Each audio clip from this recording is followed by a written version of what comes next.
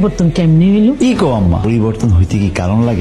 আমি তো মানবো না। এত চিল্লাচিল্লি কইরা, এত নালিশ টালিশ কইরাও আমি কিন্তু পরিবর্তন আনতে পারি নাই। এখন আমার পোলার কি হয়েছে, কি জাদু ঢুকছে মনের মধ্যে যে এত পরিবর্তন? আমি তোর জন্ম দিচ্ছি না, তুই আমার জন্ম দিচ্ছ, আমি কি কিচ্ছু বুঝি না? ভাইজান, আপনি কেমন আছেন? আপনি এই গ্রামে থাকেন, আমিও থাকি, আমরা এক পরিবার আর পরিবারে ভালো করে জানি চিনি। আপনার তো মাশাআল্লাহ উত্তম ফ্যামিলি, আপনার মেয়েও মাশাআল্লাহ। সবাই সবাই যেহেতু ভালো জানি, ভালো বুঝি, এই যে সম্পর্কটারে একটা নাম দিতে চাই।